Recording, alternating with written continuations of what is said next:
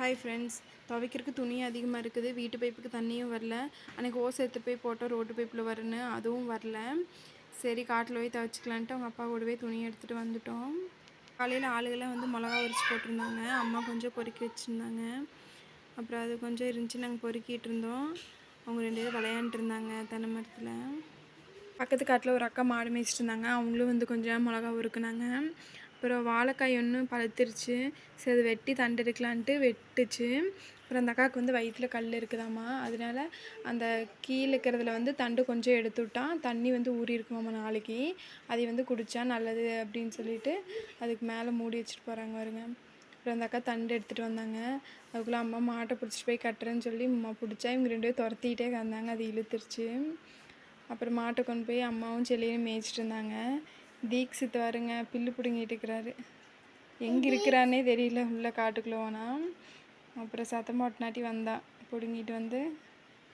முதல்ல இருக்க பிடுங்கி போட்டிருக்கிறான். இப்போ கொஞ்சம் பிடுங்கிட்டு வந்து விட்டான். இப்போ துவைக்கிறதுக்கு துணி எட்டு வந்தோம். காட்டிலே சோப்பு இருக்குதுன்னு நினச்சி வந்துட்டோம். போன டைம் துவைச்சது கொஞ்சமாக தான் இருந்துச்சு, அது பத்தாதுன்ட்டு அப்புறம் நீ கடைக்கு போகிறதுக்கு லேட் ஆகுன்னு சொல்லிட்டு சித்தி வீட்டு காட்டில் போய் ஒரு சோப்பு வாங்கிட்டு வந்தாங்க. சோப்பை கையில் கொடுத்தானோ இல்லையோ கொத்து வேணும் அப்படின்னு சொல்லிட்டு அப்புறம் அவனுக்கு ஒரு கொத்து எடுத்து கொடுத்தேன்.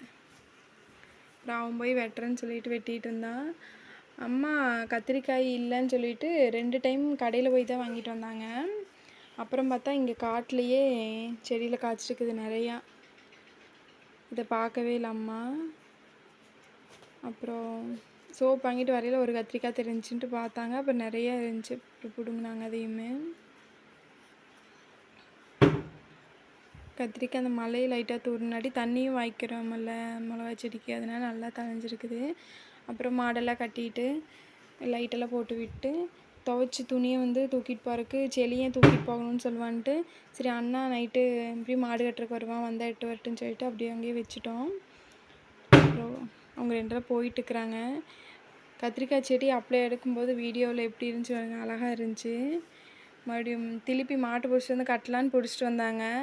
அது காட்டுக்குள்ளே இழுத்துட்டு போய் அது கத்திரிக்காய் செடிக்கிட்டேயே வந்து இழுத்துச்சு பாருங்க, பூரா ஒடிச்சு விட்டுருச்சு. ஒரு மிளகா செடி கத்திரிக்காய் செடி 2 அண்ணா காலியாயிடுச்சு. அப்புறம் தண்டும் எடுத்துகிட்டு கிளம்பியாச்சு. கத்திரிக்காய் செடி போனது தான் கஷ்டமாக இருக்குது.